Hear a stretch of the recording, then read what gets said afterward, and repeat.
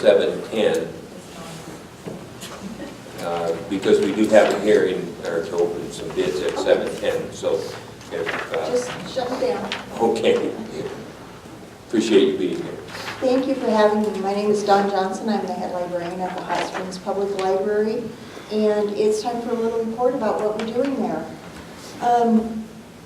I ran some numbers for January and February, the beginning of the year, and we had 7,928 people attend our library, come through the front door. With the, I want to say 43 days that we were open for those 2 months, it averaged out to 165 people a day. And remember that on Saturday we only have a 4-hour day instead of an 8-hour day. The logins for the computers, I always like to look at that to see just how used they are. We had 2,964 logins to the computers. That amounts to 60 logins a day that people come in and log into and use one of our computers. We're back in full swing with our spring classes and events. We've got our computer classes on Tuesdays and Wednesday mornings open for the public to come in, and I'll teach them whatever computer skills they're looking for. We've got Makerspace, our Friday Makerspace, our Friday movie, our Thursday and Friday story times for the younger children, and in the last 2 months we've had visits from the ambulance, the sheriff's department, and I believe next Friday we're having a visit from our chief of police or someone in his department to visit with the kids. Our most exciting class that we've got going, we've ran it all fall, and we've really got a push on it this spring, is our CS First computer coding class. Computer coding is the next big thing in computer education. At the last state meeting I went to, they gave us numbers that only 25% of the schools in the nation teach computer coding. And so it falls back on private or community resources such as our library to get our kids up to par and get involved in how to program computers. The CS First program is designed by Google. It is free for our library to use. It's set up in classes that include a music section, an illustrated section, a theater, different topics, and you go in and you learn to code and program your computer to do a set of actions and literally make small movies every time we have a class. We've had 2 or 3 or 4 kids come every Tuesday. The number's been real varied, but we always have someone show up for Tuesday for a computer coding class. Since January, we've got 2 girls that are homeschooled. I would say they're 6th grade, give or take a little. They've been to all of them since the first of the year. It is part of their homeschool curriculum to learn computer coding, and it's going to go towards their education credits to graduate. At these events that I've talked about, our classes and our story times and everything, just in the last 8 weeks, we've had 330 people in attendance to those programs. So we're excited that people are coming in and seeing what we have at the library and how they can learn and how they can make that applicable to their own lives. Some of the new things for this year is we've got a new computer reservation program that we've implemented. We've always had a program like that on our computer system. We simply have changed companies. It's with 60 people or so a day using our computers. This new program makes it a little easier on the staff. There are only 4 of us. So it helps the public to get to the computers and use the computers themselves without having the staff to be so involved with hands-on. But we're obviously there anytime anyone has questions about how to use the computer and how to get on and to get to what they're looking for. We've also changed to a new magazine subscription service. Someone asked me one day, we have approximately 100 magazines in our library between all the different areas. They said, how do you order all those? Because, you know, at home you order 2 or 3 subscriptions and you have all the paperwork. We actually, libraries go through kind of a warehouse situation where we contact a company who specializes in that, tell them all the magazines that we want. They get them for us at an extreme discounted rates, not what you pay over the counter. We've changed our subscription company this year. We're hoping that, I've done my due diligence to check on the quality of their service and I couldn't find anything wrong. We're hoping that it will cut the cost of our magazine subscriptions by half. Okay, Don, I'm going to have to interrupt and we'll pick up magazines at half price when we get done. I'd like to now officially open, we've got 2 sealed proposals for the award of the hay at the Hot Springs Municipal Airport. So if you bear with me, we'll thank you, Misty, for this letter opener. We'll have to hear things.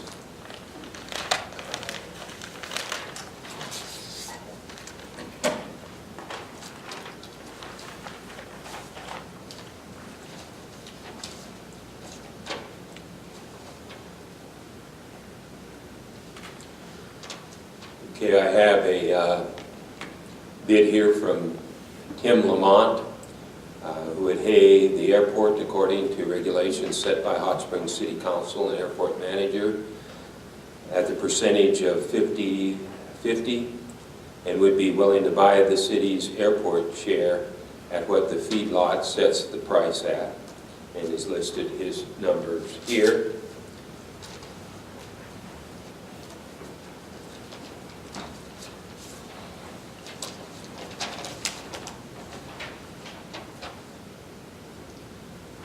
We have a bid from Mark Rosedale. He posted an ad in the Construction Industry Center site for cutting hay at the airport. I'm interested in cutting the hay. Been cutting hay for about 15 years. I'm particularly interested because I would like to be purchasing land and building a home in the Hot Springs area. I already have a boat slip at Angostura. His construction company bids 60-40, 40% to the airport. I want to make sure that these are acceptable with the airport, and I would ask that we refer these bids to the Airport Advisory Committee and our manager look at them and make sure that everything is in order. They appear to be in order, and we'll make a recommendation to have this on the agenda for the next council meeting for council approval, if that sounds all right with the council. I see some affirmative head nods, so we'll go on. Okay, thank you. We'll close the official bid opening and back to magazines at half price. Yes. Official motion to table it until the next meeting? Okay, I guess I can make to it. take since it was on the agenda, excuse me, Dawn, thank you, Misty. We probably should make an official motion to... I'll make a motion to table it until our next meeting, after review by the manager from the airport. Second. Okay, it's been moved and seconded. We table this until next meeting, pending review. Any questions, comments, or discussion? Hearing none. All those in favor signify by saying aye. Aye. Opposed? Motion carries. Now, back to the magazines. Like I said, I put out lots of emails and lots of questions, and nobody had anything bad to say about this company, so we're hoping it'll work for us. I don't know how many of you are familiar with our Overdrive system. It is our cyber library. We have our physical library, and then we have a cyber library. We belong to a consortium through the state library. Thousands of audiobooks or ebooks that you can go into the site and check out using your Hot Springs Public Library card for free.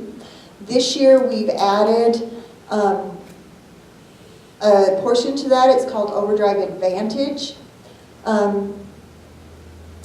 The advantages to purchasing a little higher level stake in this business, in this ebook consortium, is that we will be able to purchase ebooks and audiobooks that our library will retain ownership of, but it'll be in the consortium, and it'll help add to the content of that statewide library. But the members of the Hot Springs Library will have priority to those items. They'll be the first ones available to check out and use those items before anyone else in the consortium can use them.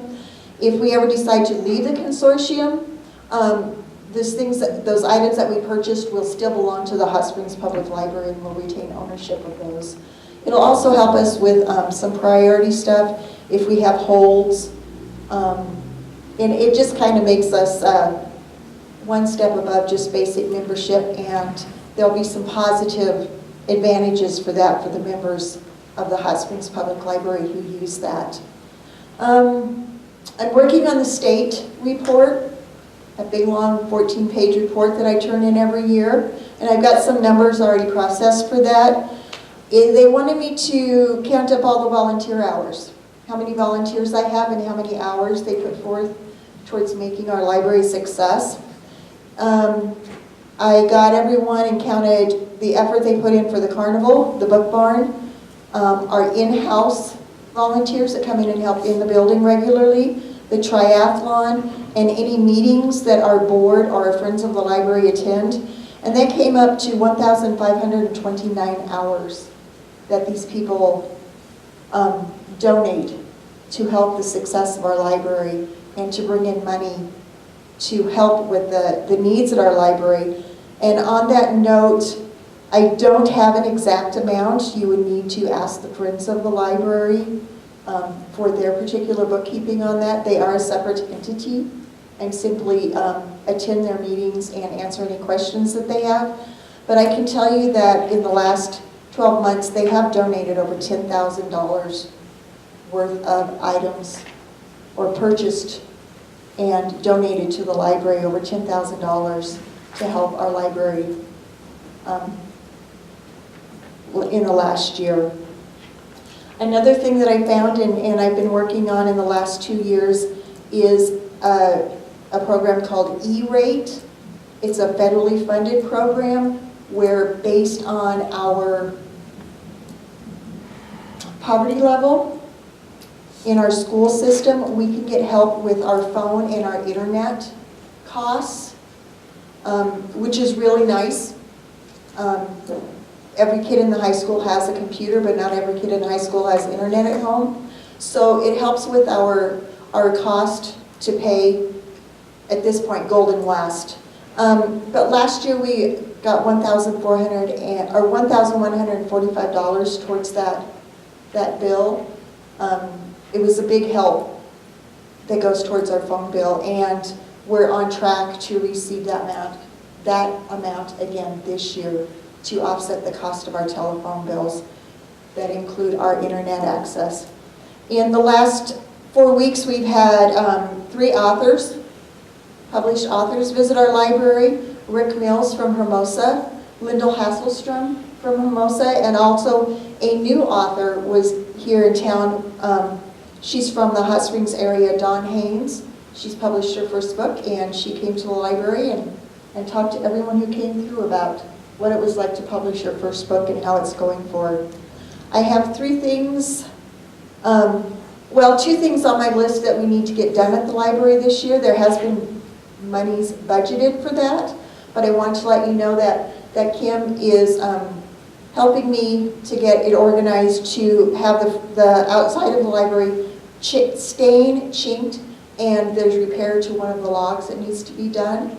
So I've got that in the works, and also the yearly carpet cleaning. In years past, we have not included the cleaning of the stone or the tile or the upholstery in the building.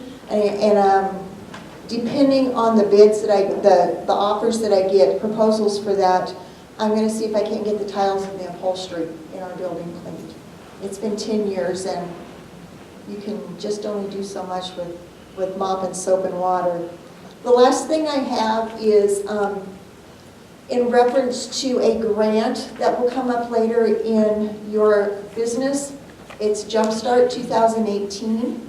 A few weeks ago, I was privileged to go to Pierre to attend a Jumpstart training. Jumpstart is a way to get started on our summer reading program. The topic this year is Libraries Rock. And by that, they're referring to music. I went to Pierre, spent the day getting all kinds of training on how to present a library program, how to implement a library program, and then of course all the activities and things that you can do to make it a quality program. On Wednesday, going to that training made me a facilitator. So on Wednesday, I will have 15 to 17 people, librarians and board members from around Western United States coming to the Hot Springs Library, where I will do a 4-hour presentation. We'll talk about all the things that I learned how to do in Pierre. We're going to talk about how to put on a program. There's going to be lots of arts and crafts included in it because it's music, and we're going to learn some things that you can take back to your libraries and implement to help make quality programs for the libraries around Western United States or Western South Dakota. So the grant that you're going to be looking at, part of it will go towards my attending that training. Part of it, that grant money, will be if I need to purchase anything or have anything available for the training I'm going to present on Wednesday. And if there's anything left on it, I'll be able to purchase supplies needed to actually put on our summer 2018 Libraries Rock program. That's all I have. Is there any questions? Anyone have any questions? Well, first of all, I'd just like to say, Don, we thank you. I mean, what a wonderful program you have. One thing you did forget to mention was our library is an award-winning star library. And, yes. Congratulations on that. Thank you. The other thing that just, I guess it's not the libraries that I was used to growing up where you just go check books out. The technology is amazing, and I'm very happy to see the focus on improving that and keeping current. And we really appreciate both the facility, the opportunities that you give our community, and we also appreciate the people that make the library work. Thank you very crew, much. The Friends of the Library Board, the volunteers, thank you so much. Thank you. I was going to say, George, I did get to see what she's making. If you're up there, it's pretty interesting. Thanks, Dawn. Okay, we have additional communications from the public, and Mr. Veteran from Hot Springs himself.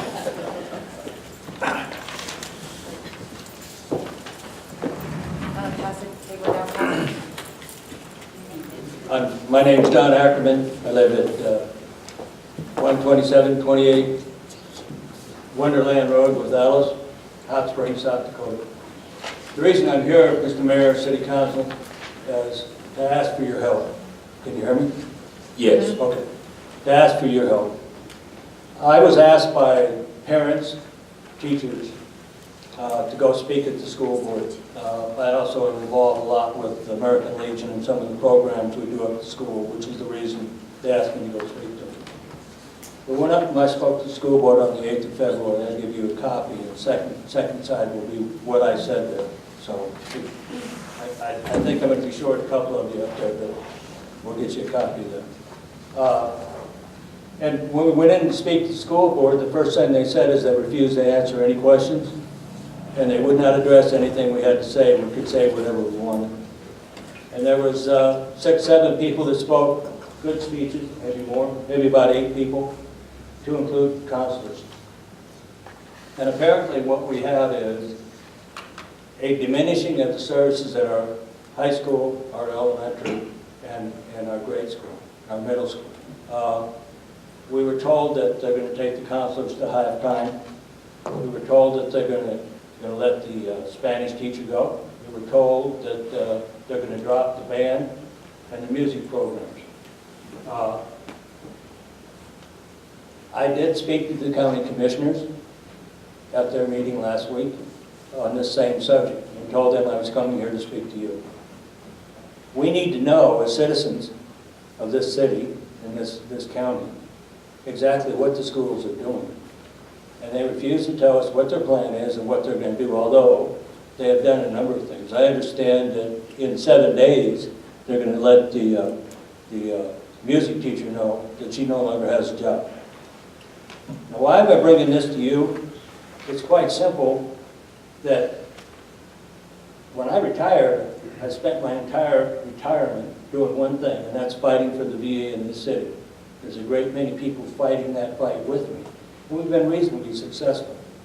But I will say to you that if we don't have a school system here that's worthy of the children of our country, we're not going to be able to fill the city up.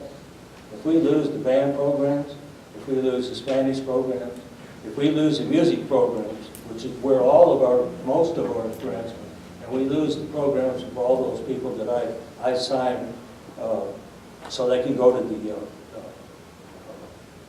academies, the military academies. If we lose that, we have more people going to the military academies from Hot Springs, South Dakota, than any other high school in this state.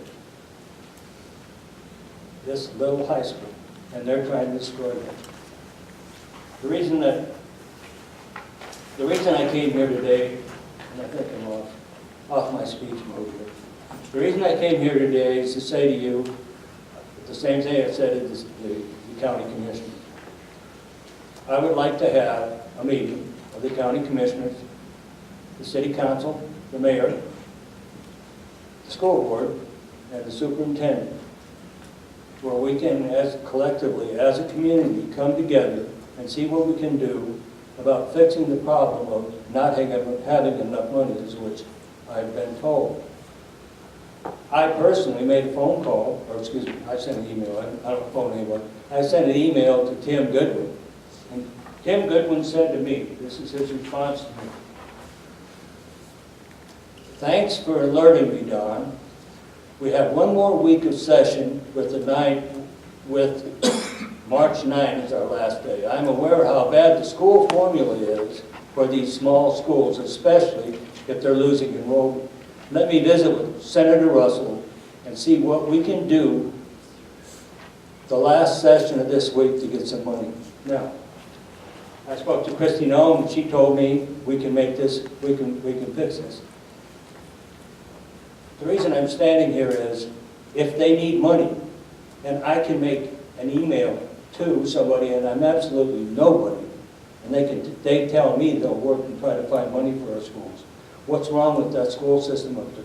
First off, they won't tell us if they have a plan on closing and who's going to be gone. Although, this is Hot Springs. Everybody knows what's really going on because they all talk. So we know they're closing down all those systems. Mr. Mayor, I ask of you and this city council to come together and notify the school board and the county commissioners, so we're going to have a meeting. I will work on bringing the people from the state down that need to be here for it, so that the parents and the teachers of this community can talk and we can fix our school before we end up like we did with the VA, and it's going out the back door before we can get it fixed. There's absolutely no reason that this wonderful school we have that has produced such great kids needs to be closed. And to take the counselors and put them on half-time. We all know what happened just a few weeks ago. And you're going to take the counselors, and by the way, the counselor said during that meeting that 63 students came to him with a plan and an intent to commit suicide in our school. And they're going to take them to halftime. We need to fix this. Mr. Mayor, City Council, I'm asking that you come together. I did make a mistake. If you could plan the meeting for the 8th, everybody's going to come down here on the 8th from the state, but if not, I'll rearrange them to come down so we can get together and talk about this and find a way to fix this and make it work. We don't need to let our teachers go. And we don't need for our children to get a sub-rate education. I would answer any questions if you have. Does anyone have any questions or comments from the council? I have a few comments for you. My husband was a counselor. I know it is very, very important. I can't imagine losing a counselor and having going half-time.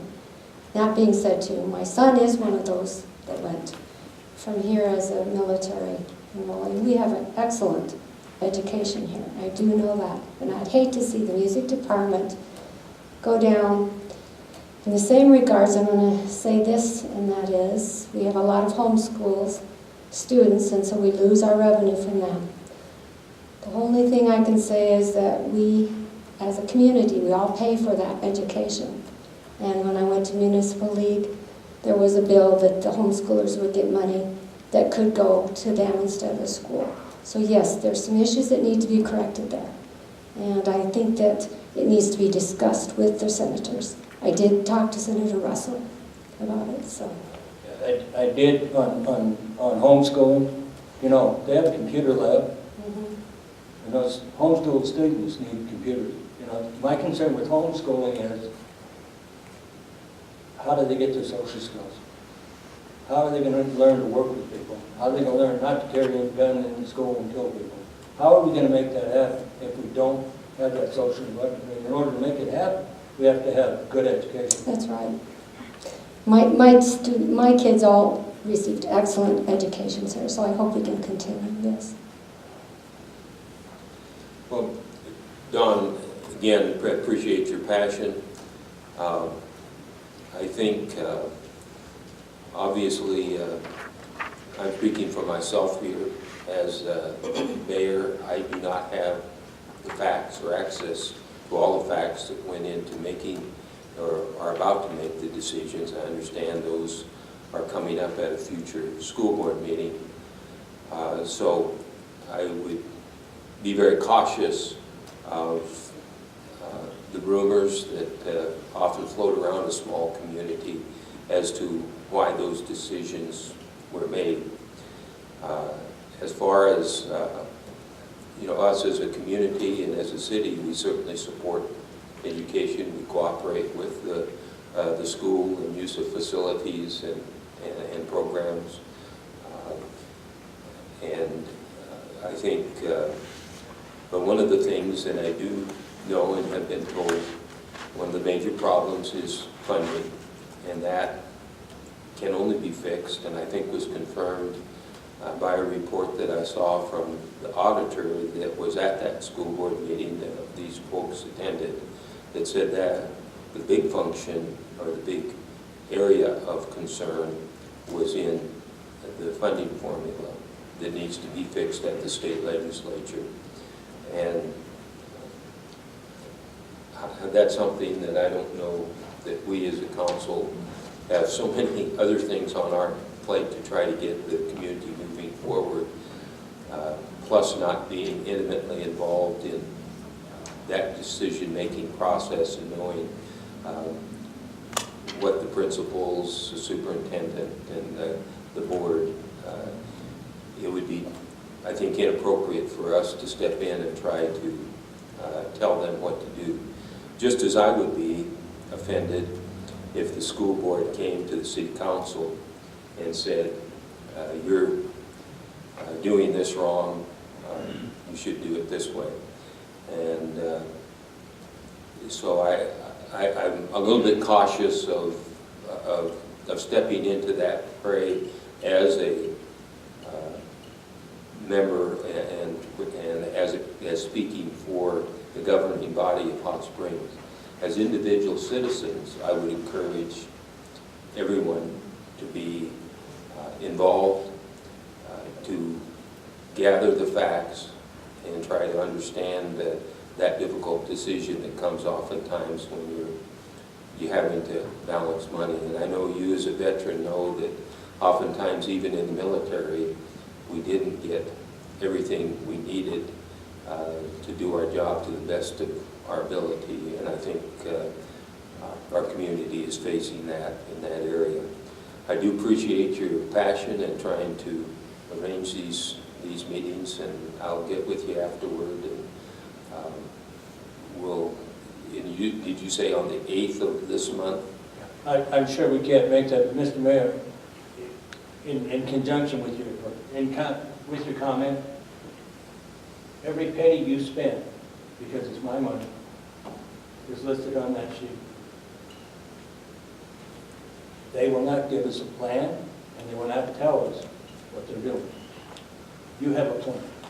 And the issue, and I'm not saying that we tell them what to do. What I'm saying is, we are smart. This is a great community. We have a lot of smart people here, and we can make a lot of things happen.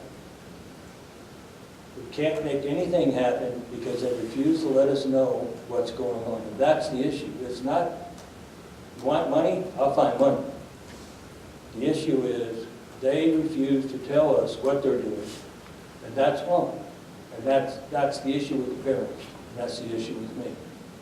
And for them not to tell what's going on is the wrong issue here, and that's what's going to hurt our school, and it'll hurt our city, and we won't be able to fix it once it's broke. Once the teacher's gone, we're not going to be able to get it back.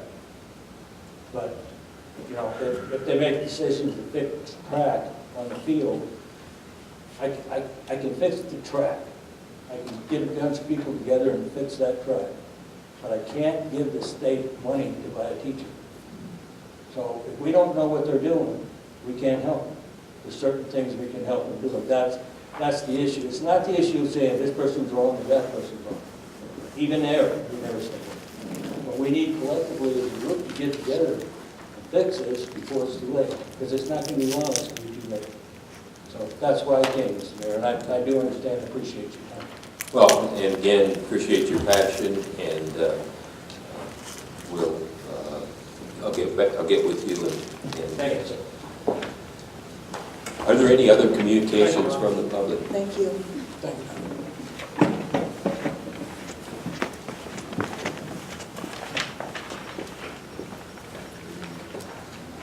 Hi, my name is Margaret Thagston. I live at 105 South 4th Street. Could you speak a little more to the mic? I'm here today to ask you to please reconsider your decision to demolish the old armory. The armory was built prior to 1950, so it is an historic building. Armories across the state were built as a partnership between cities and the National Guard to be used as meeting and practice areas. Edgemont and Custer are still regularly using their armories today as a public space, which is a great use because that's exactly how they were designed to be used. With its close proximity to Butler Park and the parking areas there, this building has many potential public uses, including a gym, or a museum, or a skating rink. An important consideration I'd like you to think about is the wastefulness of resources it would be to put such a well-built, solid, historic building into a landfill. I do think it's fair to say it would be an irresponsible use of assets and an unsustainable way to develop the community.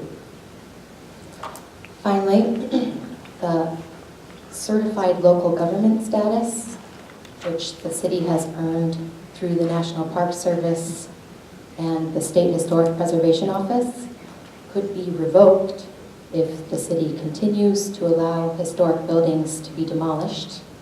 And that certification, which allows you to be an active partner in the federal historic preservation program, is more valuable in keeping the VA here than what housing you could build on this particular site. Even though it seems like we're pretty far down the road toward losing this building, the armory can still be saved. The only thing that's truly irreversible is if it gets torn down. Thank you for your time. Thank you. Margaret? Thank you. Margaret? You piqued my interest when you spoke about historic significance to the building. Can you give us more information? Can you get that together and provide that information to us?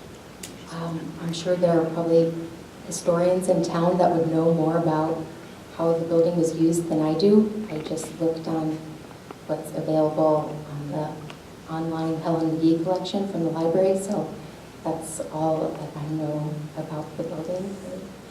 But if someone else knows something about it, I think we should probably learn as much as we can about it while it's still here. I'm on the Historic Commission, and we're not going to meet this month, but we'll meet in April, and you could certainly come, and, maybe by then Scott will be there, and he's our new planning administrators, really, from what I understand, knowledgeable in this area. Maybe you can come too, and maybe we could all learn something. 5 o'clock, first Wednesday in April. Okay, thank you for your comments. Are there any other communications from the public? Seeing none? I'm sorry, it's hard to see here. Got those bright lights up there on the stage. Mr. Mayor, council members, I'm Scott Davis. I'm a candidate for sheriff of Fall River County. Not going to take much of your time. I'm very interested in talking with you, sharing your concerns about the health and prosperity of our community. I want you to know that my door is open to discuss anything that you have on your mind about law enforcement in Fall River County, and especially as it pertains to the city of Hot Springs. That's all I've got. Thank you very much for your time. Okay, thank you. Thank you. Scott? Any other communications from the public? And if you're sitting someplace that I can't see you, please speak up. Seeing none, we'll go ahead and move on in the agenda. Just before we move on, just from the communications, and just to go back to what Don had said. I was at the board meeting. All I would like to add is that from your perspective, that's the thing about the situation that to me was just a little bit unclear, was exactly what wasn't being disclosed. And so I just want to say, just from my point of view, being at the meeting and listening to you talk to, I would support us being involved in some sort of communication with, whether it's the school board. I'm not exactly sure how I'm just new at this, so I don't know exactly how the city government interfaces with the public school. But if there is something that we can do, because I'm looking at a lot of things happening with our city going in a really good direction right now. And I know from an economic development standpoint, people who are coming to our community are going to be discouraged if they look at a school that looks like it's declining right now. So if there is something we can do, and I would be willing to sit down with you as well, but I would support us interfacing with you to find some solutions for what's going on with the schools. I just wanted to let you know, and I appreciate you coming here and telling us that. Thank you, Marty. And I think, again, as a board, we can't take a public position, but I would encourage, private involvement if that's an issue with you. So, thanks. You bet. Okay, we'll move on from personnel actions, and I'd accept a motion to accept personnel actions A through E. I'll make the motion to approve personnel A through E. Second that. Okay, it's been moved and seconded to accept the personnel actions listed A through E. Are there any questions, comments, or discussion? Hearing none. All those in favor signify by saying aye. Aye. Motion, those that are opposed, same sign. Motion carries. Moving on to committee reports. Administrative and Finance, Carol Ann. We met today at 1 o'clock. Is that Michael? I don't think it is either. Is this on? Yeah. Okay. Old business, we discussed the old water spill station lots. We also talked about the residential tax rebate. The city made all, the city attorney made all the corrections needed. The committee recommends council approval of the first reading tonight. We discussed policy that salaries and wages may not be used to pay employment, community services, or volunteer activities. Misty well advised department heads make this clear. The mayor gave his brief report, and the finance officer gave her report. It's recommended by the committee to move to restrict $420,000 for lighting for the street when that goes through from the general fund, unassigned cash balance to the additional sales tax fund.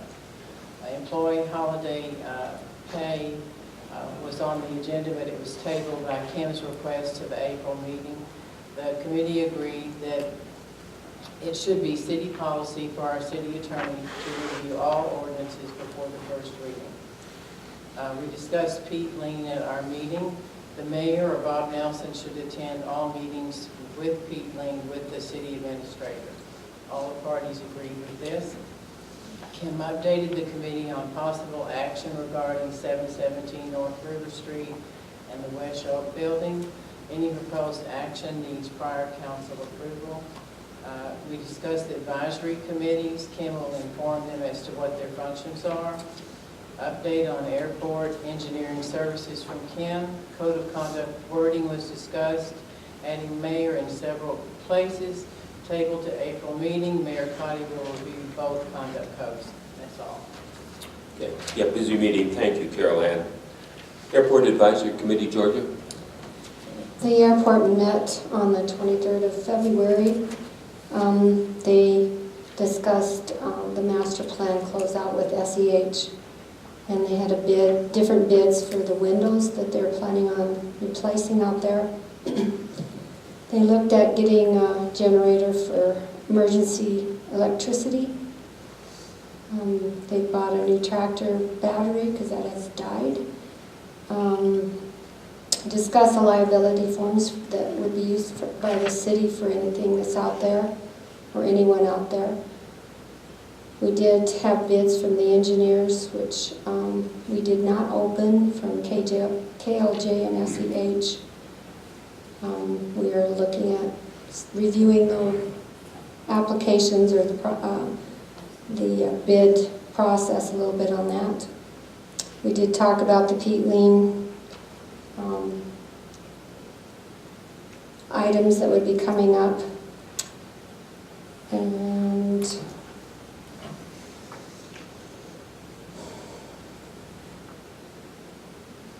we have different activities that need to be done. One of them is to seal the cracks on the runways. We have about 3 3/4 miles that need to be resealed, and we have a sealing instrument that we do that with, I guess, in our city that's never been used.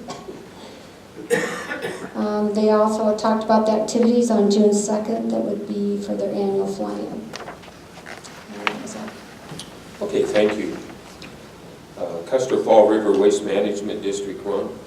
Next meeting will be March 8th here at the Civic Center, 7 p.m. Okay, thank you. Downtown Historic Preservation Commission. We're not meeting this month, but we'll meet in April. And Evans Plunge Advisory Committee, Skylar. Our next meeting will be March 15th. Parks, Recs, and Beautification, Marty. Parks, Rec, and Beautification met today at Wheeler Center at 3 o'clock. We had a very well-attended meeting. The new business, Parks Committee discussed the Kids to Parks Day, which is a program that was launched in 2011 by the National Parks Trust Organization. Kids to Park Day is a national day of play that connects kids and families with their local, state, and national parks. By discovering public lands, kids across the country are learning about park stewardship, outdoor recreation, and history. And we have begun to enter into some research and some ideas of what we could do. It's the third Saturday of May. There's a lot of support. We have to see exactly what's on the schedule for the other things that are going on in the city and see if we can institute a program to begin taking part in the Kids to Parks Day. Old business was mainly clarification about some of the parks maintenance issues that include in 2018 irrigation at Brookside Park and some of the maintenance issues at Umaker Park and Welcome Park. And Barbara Walters gave us an update on disc golf. There is a proposed league which would involve the Hot Springs Junior High School and include Wolf Creek, Ulrichs, Douglas, Hill City, and Hot Springs. Also, we're looking at adding to the agenda to take a look at the parks plan to see exactly what we may want to address as far as the budget for 2018 and what might be possible for some projects at the parks. And our next meeting is going to be at the Mueller Center again, and that will be, it'll be the first Monday in April. I don't know that date exactly, at 3 p.m. The public is invited to attend. Thanks. Okay, thank you, Marty. Planning and Zoning Commission, Arlene. The next meeting will be March 21st at 7 p.m. at City Hall. Okay. Public Safety, Bob. Public Safety met on February 21st at City Hall. Mayor Crotty, Kim, Chief Post, and myself were there. Some of the old business items that we're still following, the intersection of Highway 71 and Truck Bypass.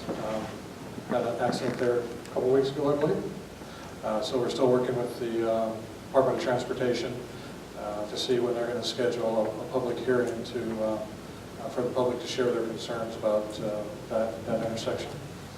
The installation of the cameras, Officer Schaefer is progressing with that. He's got one installed, he's working on the remaining 3. In your info side of the packet, you received the Chapter 23 taxi cabs and buses suggested changes that came out of public safety. I would ask that you review those. If you have any questions, go ahead and get them forwarded to me. We'd like to get this fettered out where the council is pleased with it, get it to the attorney, get his opinion on it, and get it to you folks for a vote. If you can take a look at that and forward your suggestions, I would appreciate that. New business, Chief Close gave us his typical monthly update. March 5th, this week, Chief Close is going to be participating in Dr. Seuss Week at the elementary school by reading to the students. The week of February 14th, he talked with the freshman class about life expectations. The police department is working with other law enforcement agencies, coordinating activities for Freshman Impact in April. The Freshman Impact is a full day of activities centered around the high school students performing a skit involving drunk driving accident. Some of the things that are part of that are a drunk driving simulation, fire department extraction from vehicles, EMT response, and treatment of victims. My wife worked for the school system for close to 30 years, and she said this was one of the most impactful things that she'd ever participated in.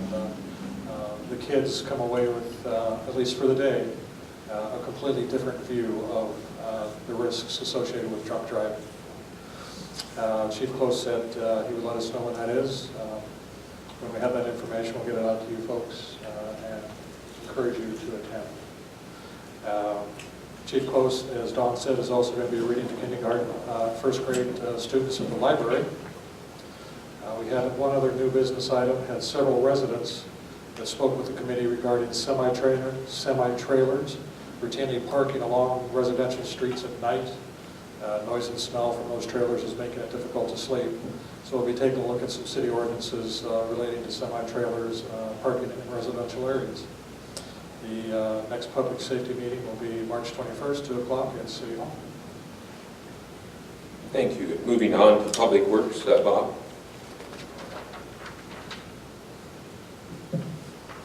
Public Works met February 27th, City Hall. Mayor Cotty, Kim, Tracy Bastian, Cole Richards was with us. Myself, Don Olstead, Tim Tesher, and Brian Spitzer from the community were with us. We're We're still following the conversion of solar locations. That discussion is ongoing. Possible another presentation from GenPro, and the city will be meeting with Black Hills Energy also about solar conversions. Update on the Peat Lane and mining contract. That discussion is still ongoing.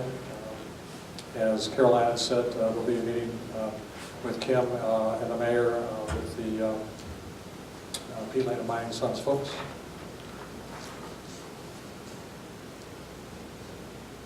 That's it.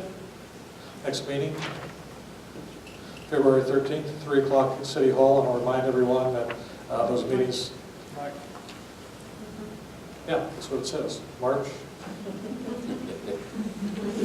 13th. That meeting has been changed from what traditionally has been 2 o'clock to 3 o'clock to make it easier for some of the department heads and the city folks to attend that meeting. So, again, March 13th, 3 o'clock at City Hall. Thanks, Bob. Southern Hills Economic Development, Georgia, Marty. I didn't attend the meeting, but we had one thing that we were going to bring up, so I'll go ahead and let you know. Yeah, they had there was a meeting in Custer which involved other economic development, but the regular meeting, the board meeting, will be this month, Friday, March 16th. There's still specifics to be announced as far as where that's going to be, but want to encourage everyone to attend. You will be receiving email invitations or mail invitations. Shedco, working with the Rushmore Region Economic Development Alliance, they are hosting a free professional development session, and it will be here April 4th in Hot Springs at the Mueller Civic Center from 8:30 to 11:30 a.m. And professional business consultant Janet Addy of Addy Advantage will be on site both days. That's referring to the day here and in Spearfish. Providing customized training for elected officials, local leaders, and economic development professionals.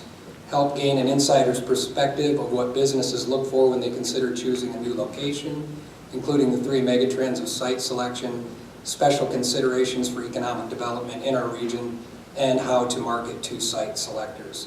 So anybody is invited to attend that, and they especially encourage business leaders, chamber members, council members to attend that meeting. There'll be more information on that as well. And that's it.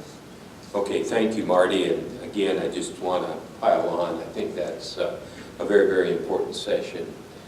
It helps gain understanding of why we're doing some of the things that we're doing in the area of things like workforce housing, solar energy, and so forth, how that attracts businesses to our community. So a very good opportunity to get some excellent education.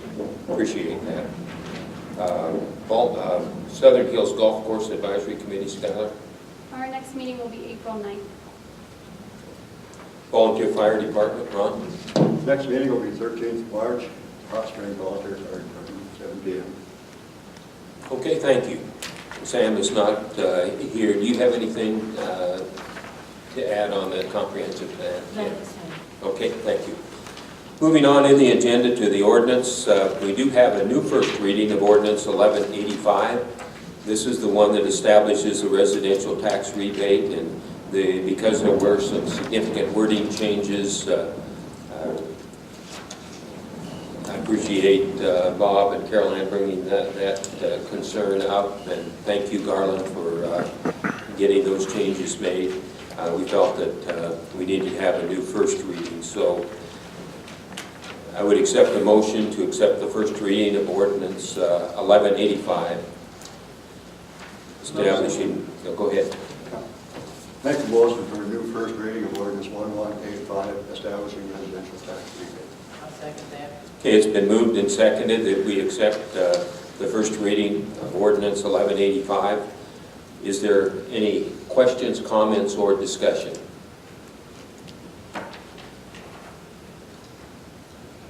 Okay, hearing none, I'd ask Misty that you call the roll, please. Georgia Holmes, Yes. Bob Nelson, Yes. Martin Meyer, Yes. Arlene Kane, Yes. Ron Richards, Yes. Caroline Schwarzenbach, Yes. Skylar Wetzel. Yes. Thank you. Okay, thank you very much. Moving on to item B, we have a second reading of ordinance 1186. So that's that ordinance that transfers 6 of the lots in the back 9 addition from rural to urban. I accept a motion to do that at this time. I'll make a motion to accept the ordinance 1186, transferring 6 lots from rural to urban. Is there a second? Second. Okay, it's been moved and seconded that we accept the second reading of ordinance 1186, transferring 6 lots from rural to urban. Are there any comments, questions, or discussion? Does this increase the city tax base? Yes, it does. Yes.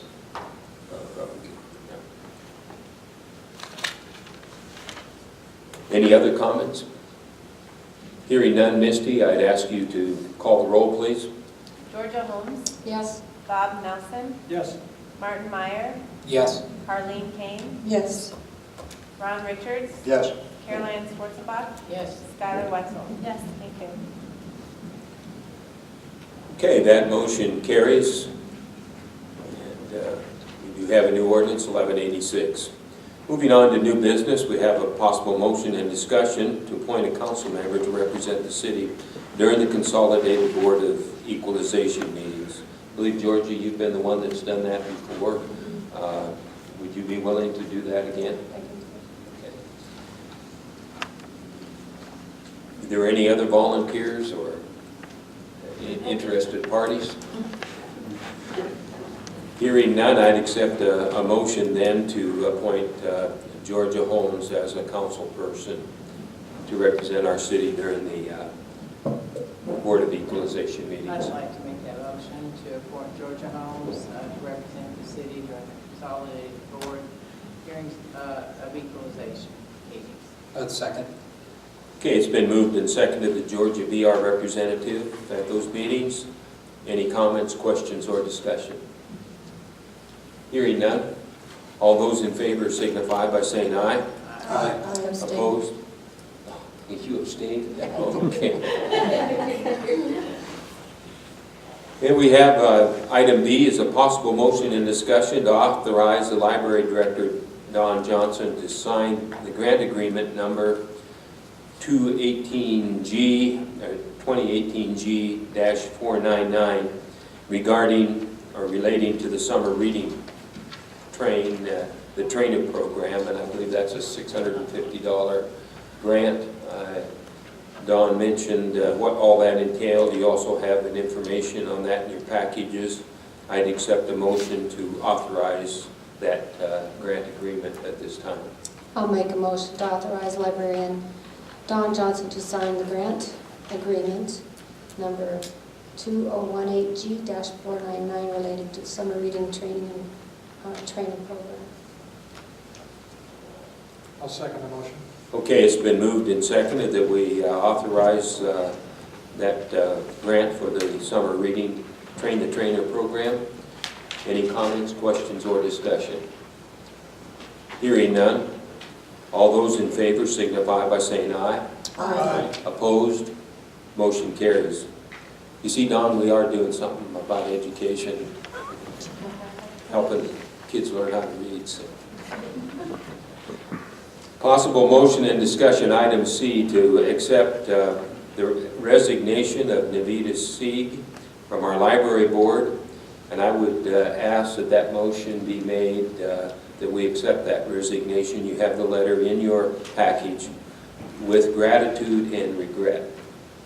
I'll make a motion to accept the resignation of Nevada Sieg from the library board.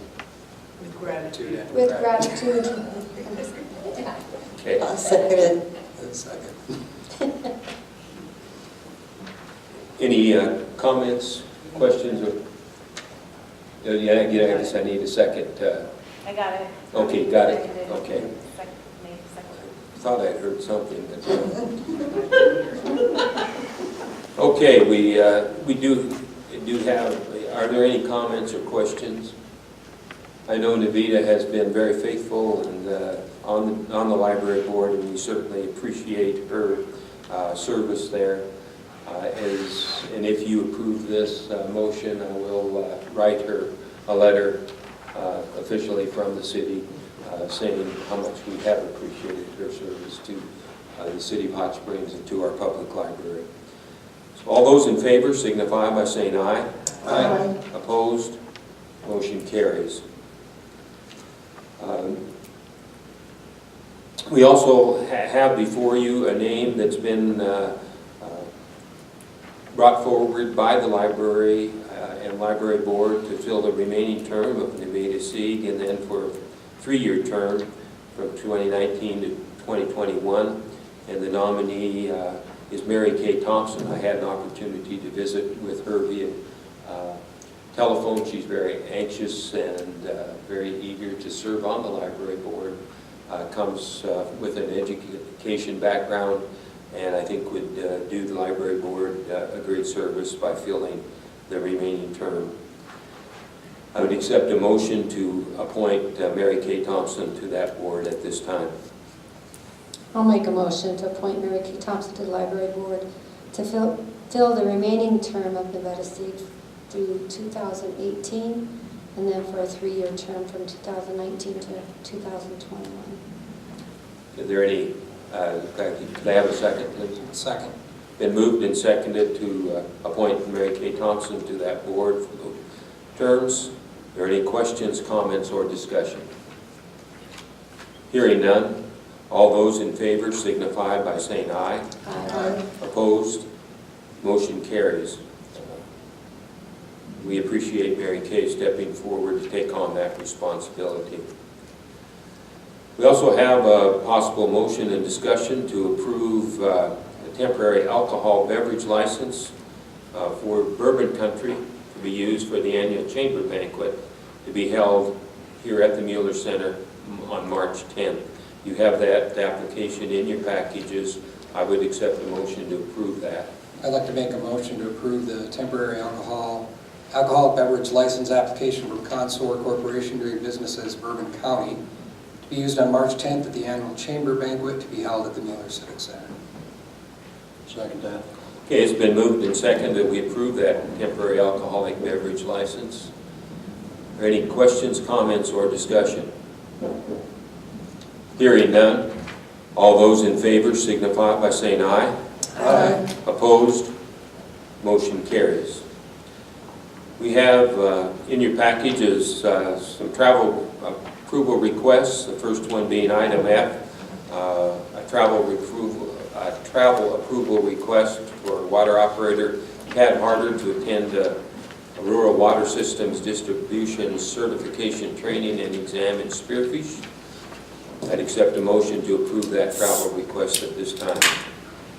I'll make a motion to approve the travel request from water operator Tad Harder to attend the South Dakota Association of Rural Water Systems Water Distribution Certification Training and Exam in Spearfish, February 27th, 2018 through March 1st, I'll 2018. second that. Okay, it's been moved and seconded that we approve that travel.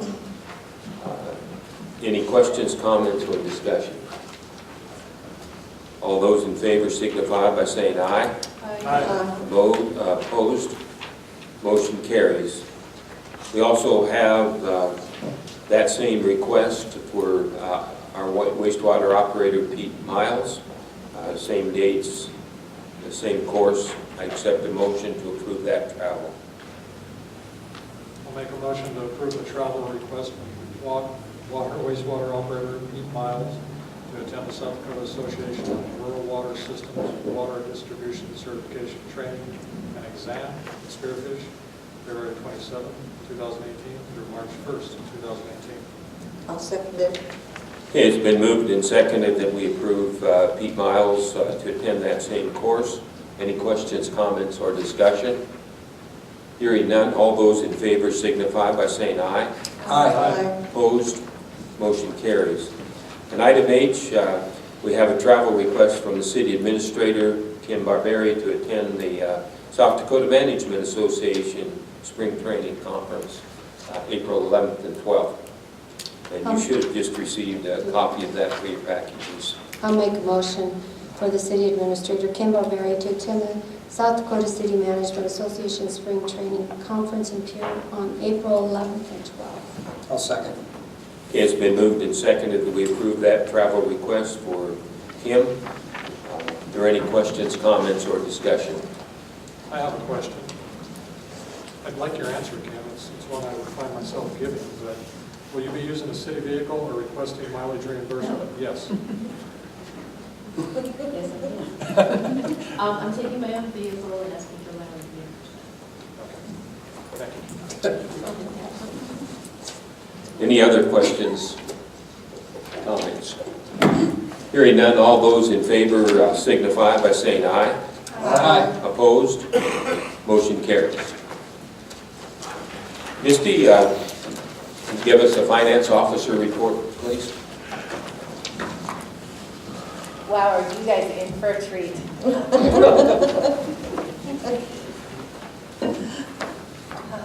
Your monthly finance officer report also includes our 2017 annual report. So in the packet of information you have, immediately following my memo, is the 2017 annual report, which I'm going to summarize just a little bit and hit some highlights for you. The report includes all the receipts and expenses by fund and the financial condition of the municipality. It also includes amounts and location of our funds or assets at the end of 2017. The report is available up on the public information table. It will be available on our website, and it will be published with our official newspaper. I'll be scheduling our annual audit with Cato Thorstensen now that this annual report and the supporting work papers are complete. Once again, Cato will be preparing the financial statements, including the pension plan reporting that will eventually be presented to you with the final audit report. Also attached are the monthly financial reports through February. Just a note of caution, there's a lot of red on that report. And we anticipate that at this point in the year, our expenditures exceed our revenues. If you have any questions or concerns about any specific reds, please let me know, but I just want to warn you that that's normal. You also have the budget comparison report through the year. I have not included the investment report for this month due to time constraints, but I'll resume reporting using that worksheet in March. I wanted to provide a municipal election update. The first day to begin circulating nominating petitions was March 1st. The last day to turn them in is March 27th by 5 p.m. The election this year is June 5th, and we're combining with the county and the school. We learned about a new app called Vote 605. It's free to download on your smartphone or tablet. It could be very helpful to those circulating nominating petitions, as it allows users to look up voter information quickly and easily from your device. From the app, you can also check polling places, view absentee voter instructions, see district maps, and even view a sample ballot once they're available. I wanted to remind the council of an invitation that was sent by email to all council members for the upcoming 2018 SDML district meetings. We are in District 9, and our meeting is scheduled for Tuesday, April 3rd at the Wall Community Center in Wall. These meetings are very informative, and I strongly recommend attending if you can. Please let me know as soon as possible if you're interested so I can make our reservations. I plan to be out of the office this week, Thursday, Friday, and then next week, Monday and Tuesday. My update says I'll be back Monday, but that's not true. I'll be back Wednesday. I'll also be out of the office part of the day on the 22nd of March as I'm hosting the Black Hills Area Finance Officers Association meeting here in Hot Springs that day at our lovely Mueller Center. As always, there's a lot going on in your city. I want to take a few minutes to go over the annual report with you. I'll get more excited than probably you will talking about these numbers, but please don't hesitate to ask any questions that you have. I saved you from bringing the book, but I shared it this afternoon.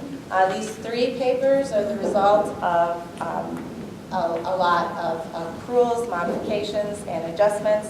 and work paper. So there's a lot of work that goes into putting these numbers together, but hopefully it can give you and readers a sense of the financial position of the city.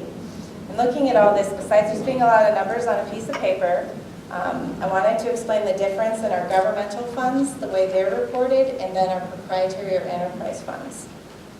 So on the first page, you'll see the beginning balance in all of our governmental funds, which include our 101 General Fund, our 211 LLD or Liquor, Lodging, and Dining Fund, our 212 Additional Sales Tax Fund, our 213 Bid Fund, our 501 Hot Springs Capital Improvement Fund, and our 701 Cemetery Perpetual Care Fund. After the beginning balances, you'll see revenues and other sources of revenues throughout the year that were collected for each fund. And these are designated in ways prescribed by the Department of Legislative Audit so that our legislators have an opportunity to compare revenues and expenses of the whole state based on these projections. So our property taxes and general sales and use tax are the major source of revenue in our general fund. The general sales and use tax is distributed between two funds. 2/3 of that tax, or 2% charged by the city, goes into our general fund, and the other 1/3 goes into our 212 or additional sales tax fund. We also receive 1% tax on the gross receipts of all sales related to lodging, alcoholic beverages, prepared food, and admissions. And this tax goes directly into the 211 or Liquor, Lodging, and Dining Fund. 80% of that tax is passed on to our Hot Springs Chamber of Commerce to promote the city. The other 20% is used to pay for utilities at both the Mueller Center and the Depot, as well as building maintenance and repairs at those two facilities. The total that we budgeted to collect in 2017 was $1,553,000 between those three funds. We collected $1,609,401.49, which exceeded our budget expectation by $56,401. The total tax collected was down $37,514 from 2016. In 2018, we projected general sales and use tax revenue of $1,565,300. That follows our practice of being modest when we're projecting revenues. We never want to overestimate in our revenues, especially if we're balancing our budget. So we did just that. That's just one of the collections that I wanted to highlight for you to see compared to last year. In total, the general fund budget expected $2,595,275 in revenue, and we collected $2,801,296, or 108%. In expenditures, we budgeted for $2,784,000, and we spent $2,457,000, or 88%. After revenues and other sources on this report, if you flip to the second page, right under the column, it's about less than a third of the way down, where it shows total revenue and other sources, you'll see expenditures and other uses. And this is how in our governmental funds, we lump together the expenditures in each fund. So in our general fund, we had total expenditures of $2,457,000, which was about 88%. A few areas where we didn't meet revenue projections were general property taxes. That was about $45,000 off. That's the result of people not paying their taxes, so we hope to collect that some future time. The city licenses were about $1,000 off. Prorated license fees, which are collected and remitted through the county, were about $2,340 off. And the Mueller Center building rent was about $1,031 off. Those were the only revenue projections where we did not meet our revenue projections. So we'll need to remember that as we're doing 2019. Look where we're at so far year to date in 2018 in those areas and make sure that we're not over projecting that revenue again. Although it didn't hurt us overall since we exceeded projections and revenues in some other areas. In each department of the city, we continued the ongoing focus of controlling expenses. We consistently compare purchasing options. You heard Dawn Johnson, our librarian, talk about comparing and saving in her magazine subscriptions. It's something we're consistently doing in all the departments of our city. We compare purchase options, we analyze and audit all purchases. Our dedicated staff works to ensure we reach our goal of achieving the maximum value for each public dollar spent, and that's proven in our total expenditures again in 2017. I think this is important to note as it takes a consistent effort and approach, but it does pay off. And I'm proud of our team for once again controlling expenses in the 2017 budget cycle. In our additional sales tax fund, or our 212 fund, please don't try to compare that fund to last year's numbers. We saw loan amounts receipted in to support the paving of the roads in the Boulder Falls subdivision, which was a little over a $1.6 million project, and the reimbursement of 95% of the cost of construction of a partial parallel taxiway at our airport. That project was approximately $1.1 million. Since we received over $750,000 in federal funding in 2017, we will be subject to a single audit. It's formerly known as an A133 audit. The single audit is a rigorous organization-wide audit or examination of an entity that expends $750,000 or more federal assistance. A single audit encompasses an examination of all of our financial records, financial statements, federal award transactions, and all of our expenditures, the general management of our operations, and our internal control systems. The single audit is divided into two areas, which are compliance and financial.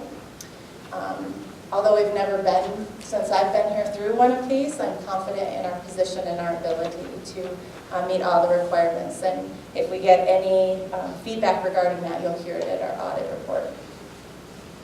The BID fund, the 213 fund, governmental funds, is fully supported by a $2 per night fee added to lodging in the city. They ended the year with a strong cash position. The fund was 90% on target for revenue and 68% in expenditures. This fund is monitored throughout the year by that board, and adjustments in spending were made based on the lower revenues collected. The BID tax was down about $9,000 from 2016. We lowered our expected revenue amount to $86,100 for 2018 as a result of the decrease in this revenue. In 2018, the district boundaries were expanded to allow all commercial lodging establishments, including bed and breakfast, located within the city. The board works very closely with our Chamber of Commerce to promote the city of Hot Springs. They also help contribute funding for projects. Their growth is our growth, so we hope that they have a better year for collection and revenue in 2018, but we are prepared if they don't. Evans Plunge Mineral Springs, so on the third page you start to see our proprietary funds, which include water, wastewater, solid waste, the golf course, and Evans Plunge. And just a couple highlights from those. Evans Plunge Mineral Springs had a total revenue of $980,000. If you take out the $222 roughly paid by our insurer for the roof project and the $47,900 subsidy from the city, their revenue for the year was $710,248. Expenses for the year, after capitalizing their qualified expenses and booking their current tax year depreciation expense, totaled $653,000. Evans Plunge Mineral Springs had capital improvements of a little over $300,000 in 2017. When planning our 2017 budget, the city anticipated the facility needing around $89,000 in subsidies, but it only needed a little over half that at $47,000. The management and maintenance staff in this facility have continued to seek ways to make more money, save money, and continue to improve the facility, and they definitely deserve recognition for their efforts. If you've not visited the Plunge in the last year, I encourage you to do so. I don't think you'll be disappointed. Our wastewater department saw the completion of a very large infrastructure improvement project, which was the design and installation of our new sludge press or sludge dewatering device. The wastewater plant was tasked with finding a new place for the sludge due to some FAA restrictions that changed. Hauling sludge to Rapid City or finding another suitable arrangement for land application both had their drawbacks. The new equipment allowed the department to optimize its operation of the plant regardless of weather or other factors that could disrupt the process without the equipment. The entire project from idea to installation took a little over 3 years, and the cost of the project was over $750,000. This was a major project with many moving parts. We're happy to see it up and running, and it took a lot of work and effort from many of you and employees that were included in the project. In 2017, we once again ended the year with strong cash balances in the general fund and the additional sales tax fund. We added $343,789 and $235,682 respectively. The city is committed to being financially prepared to face the upcoming expenses related to the 2020 road reconstruction project and have actively set aside funds to help pay those expenses, and we plan to continue to do that in 2018. In 2018, we've added debt-related expenses for the Boulder Falls Road Improvement Project. We have 10 years of annual payments of $148,454, which will be paid by revenue collected for the special assessments, and 15 years of $33,548 annually paid for by sales tax revenue. Both those loans are related to that Boulder Falls Road Improvement Project. We also added a 5-year lease for 40 new golf carts at the Southern Hills Golf Course at $25,100 a year, and a 5-year lease for a new street sweeper at $34,068. As we add expenses, it's important to also consider what revenue source we'll use to make the ongoing payments. If we continue to see declines in revenue collection, we'll eventually need to determine where additional cuts will be made to cover increasing expenses. We're aware of these challenges, and we attempt to address the concern with each agreement we enter into, and we look at ongoing related expenses very closely. Looking forward to 2018 and 2019, the city will be reviewing a number of our rate and fee structures to identify any areas where collections have not kept up with rising costs. We'll continue to look for ways to grow our tax base and continue to support growth in our community by leading the charge in some areas and helping out in other ways when we're able.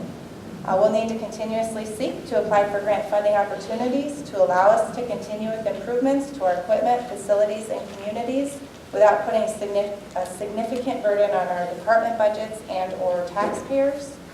I'm happy to present this report to you. I think that we had a very successful year. I know it took a lot of work and a lot of attention to detail, and I appreciate all of you, and especially all of our city employees for their efforts. Okay, thank you very much, Misty. Misty is usually very cool, calm, and collected. This is the first time I think I've ever seen her just lose a little bit of that calmness as she was preparing this report. She was having trouble getting a few little bits and pieces of information, but we really do appreciate the fact that we do have the finances, a good handle on the finances immediately at our hands as we make decisions. Again, I just want to reiterate a couple of things. It's important that we concentrate the decisions that we make as a council, concentrate on the revenue aspects and how they impact our revenue and also that bottom line of expenses. And as you know, tourism is important, marketing. We have 2 major tourist attractions that draw people to Hot Springs that we're responsible for monitoring and managing, and that's the plunge and our golf course. And we need to make sure that we promote those. Also, the sales tax and property tax lines are important that we concentrate on those. I think we made a big step in making the Boulder Falls subdivision more attractive for people to build, and also the fact that we're working on workforce housing can help improve that line. And as Misty mentioned, we're looking forward to the future in the fact that we've got a major road construction project through our town that will affect both our revenue and our expenses. We've got to pay for some infrastructure, lighting, things like that, all facing the fact that there's always a danger that people will think Hot Springs is closed. So we need to keep a very positive attitude as we approach that making sure that we are marketing our community as being open and keeping those visitors coming in and buying meals, food, motel rooms, and spending money in our stores. So again, thank you, Misty, for the outstanding job you do in keeping track of our financials in the city. Moving on, I'd like to ask Kim if you'd give us an administrative officer report, city administrator's report, please. Yeah, I'm going to try and keep it short tonight.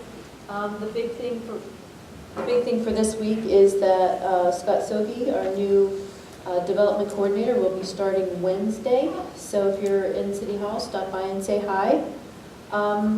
Wanted to make sure that y'all checked out the Summer Recreation Facebook page and look for ads in local papers.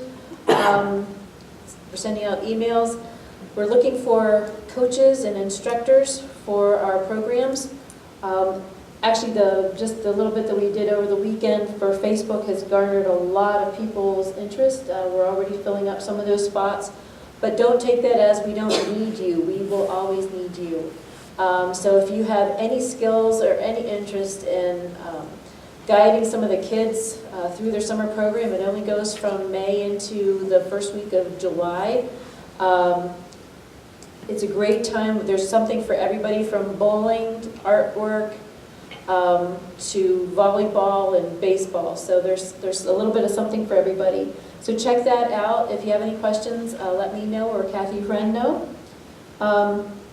I did attend the Custer Economic Development and SHEDCO meeting that was held at Custer last Friday. It was excellent training. The basis of that was that we're trying to, as a region for the Southern Hills, really promote each other, thereby promoting the Southern Hills. So many people, if we don't promote Custer here, saying, okay, while you're here, you can also visit Custer. The idea is that, oh, I have to go to someplace else. I have to leave my hotel and go someplace else if I want to visit some other town in the hills. And if we all train ourselves, like say somebody in Hill City has a hotel, and they're saying, hey, did you know that the Balloon Festival is going on down in Hot Springs today? They can come down and enjoy our stuff instead of sending people to Rapid. Because if they don't know about us, they'll go to Rapid. So the training was really great, getting to know one another. We're talking about getting our chambers all together to start thinking the same way, making tour trip packages between all of the Southern Hills, and really help promote each other, thereby promoting ourselves. And also we did talk about the April 4th training that Marty had talked about. He was kinder about it. At our meeting, it was make your city council members come.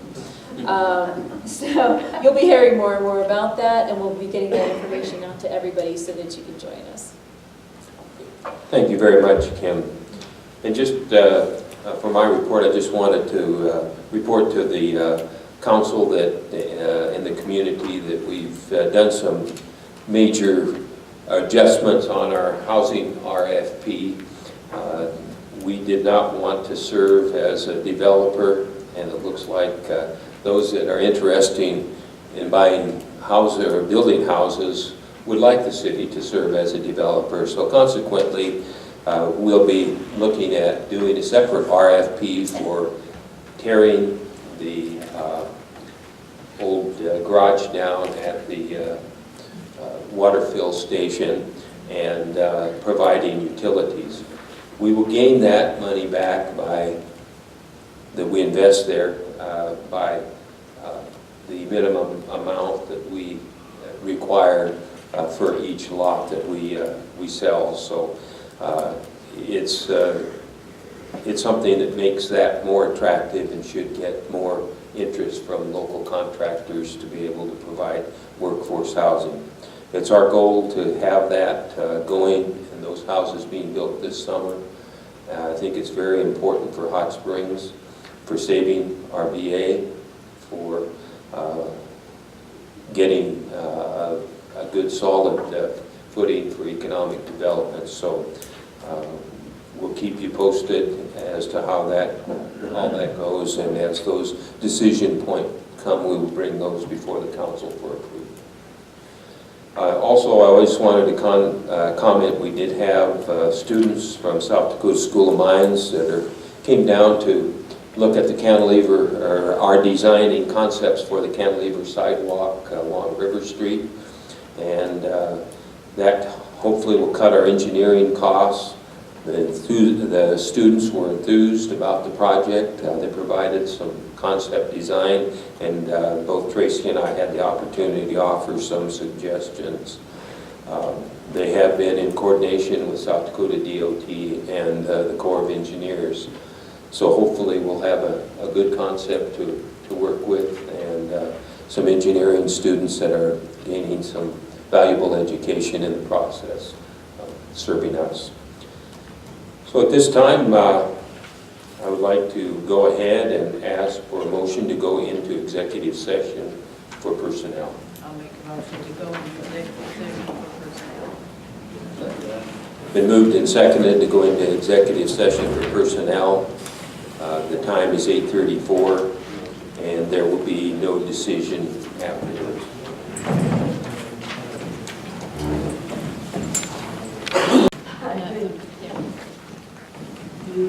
Okay, at this time, I'd accept a motion for adjournment. Motion to adjourn. Okay, it's been moved and seconded to adjourn. All those in favor signify by saying aye. Aye. Opposed? Motion carries. Opposed, too?